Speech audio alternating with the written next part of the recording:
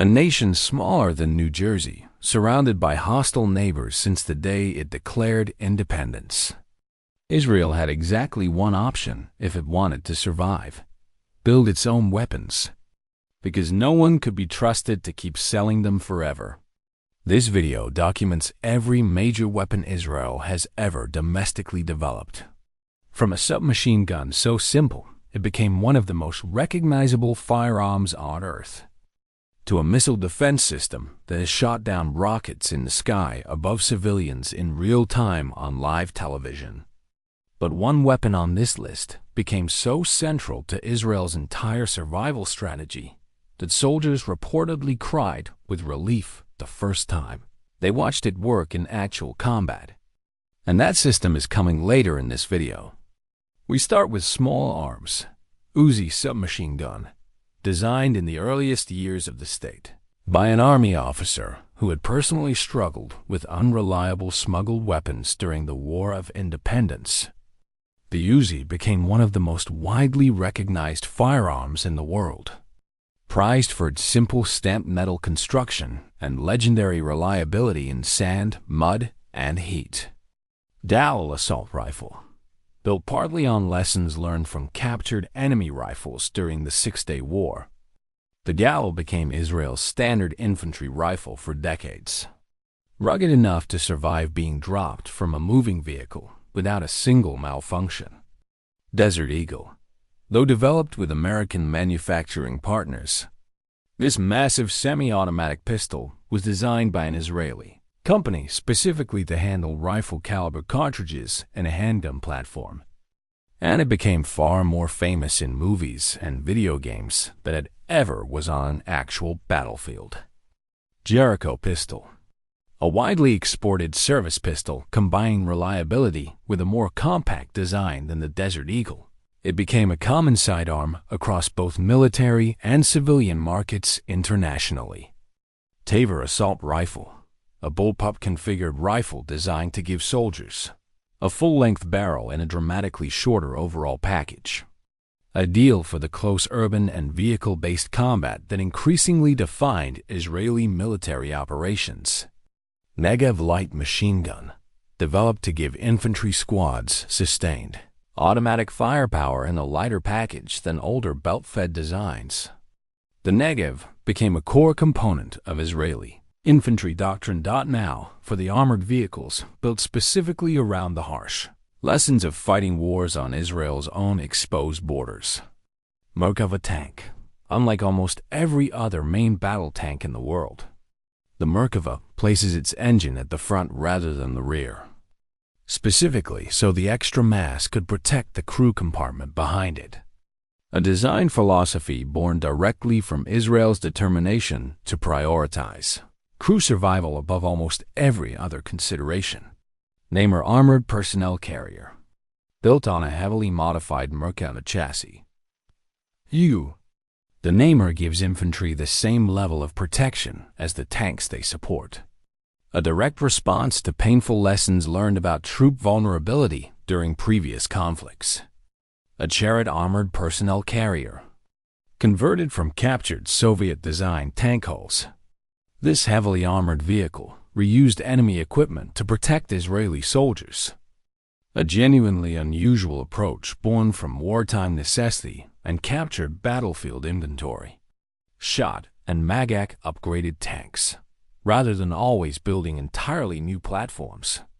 Israel extensively modified older Centurion and Patton tanks with improved armor, engines, and fire control systems, squeezing additional decades of frontline service out of aging hulls through relentless incremental engineering, moving to missiles and precision-guided weapons that reshaped how smaller nations could fight larger, better-resourced enemies.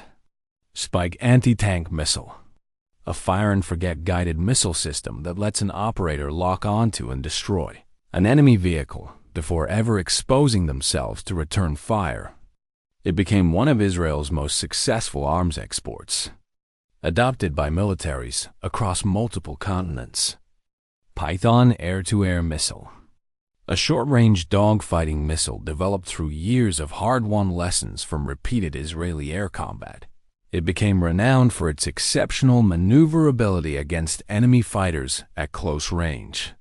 Delilah cruise missile, a long-range loitering precision strike weapon capable of circling a target area before committing to an attack, giving operators unprecedented flexibility to confirm a target before striking it.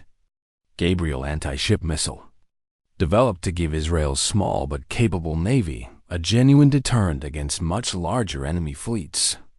The Gabriel proved its worth during naval engagements where Israeli missile boats successfully engaged larger adversary vessels. Now, the missile defense systems that transformed Israel's approach to an existential rocket threat that conventional armies had never really faced before. Iron Dome. This is the system referenced at the beginning of this video. Designed specifically to intercept short-range rockets and artillery shells fired from just kilometers away, giving defenders mere seconds to react. Iron Dome uses sophisticated radar to calculate whether an incoming rocket will actually hit a populated area, only launching an interceptor if the threat is genuinely dangerous. A level of selective precision that made it the first missile defense system in history to achieve a consistently high real-world interception rate against actual combat rocket fire. David's Sling, designed to intercept medium-range threats that fly too fast and too far for Iron Dome to handle. David's Sling closes the gap between short-range rocket defense and Israel's longer-range strategic missile shield. Arrow Missile Defense System, developed specifically to intercept ballistic missiles during the final stages of their flight, including potential long-range threats from more distant hostile nations. The Arrow system represents the outermost layer of Israel's multi-tiered air defense architecture, moving to unmanned systems, an area where Israel became a genuine world leader decades before most nations took drone warfare seriously. Hermes Drone Family, a series of increasingly capable reconnaissance and strike drones. Hermes aircraft gave Israeli forces persistent aerial surveillance over hostile territory long before most Western militaries had invested seriously in unmanned aviation. Huron Drone, a larger, longer-endurance surveillance drone capable of remaining airborne for well over a day at a time. The Huron became one of Israel's most successful drone exports, adopted by air forces around the world. Harop loitering munition, a genuinely unusual weapon that combines a drone's loitering surveillance capability with an explosive warhead, allowing it to circle above a target area for hours before diving directly into an enemy radar or vehicle, effectively functioning as a slow, patient-guided missile rather than a traditional drone. A handful of additional systems round out the picture of a nation that turned necessity into a genuine defense industry powerhouse. Trophy Active Protection System, mounted directly onto tanks and armored vehicles. Trophy detects incoming anti-tank rockets and missiles and automatically fires a countermeasure to destroy them in mid-air before impact. A technology so effective that several other nations have since purchased it for their own armored vehicles.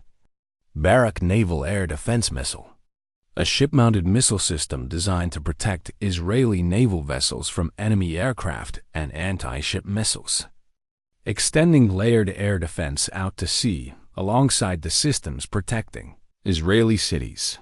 Kadam, a naval adaptation of the Iron Dome system, mounted aboard warships to protect offshore gas platforms and naval assets from the same short-range rocket threats facing populated areas on land. IWI Camel Rifle, a more recent infantry rifle platform incorporating modern modular components and improved ergonomics. Developed as part of Israel's continued effort to keep its infantry small arms competitive against evolving global standards. Masada Pistol, a modern striker-fired pistol developed for both military and civilian markets. reflecting Israel's ongoing small arms export ambitions well into the 21st century. There's an entire additional layer of Israeli weapons development that rarely gets covered outside dedicated defense industry circles, but that reveals just how broad this ecosystem really became. Popeye Air-Launched Cruise Missile, a precision strike weapon developed for aircraft delivery against hardened, high-value targets. Later adapted into submarine-launched variants, reportedly extending Israel's strategic strike options far beyond its own airspace.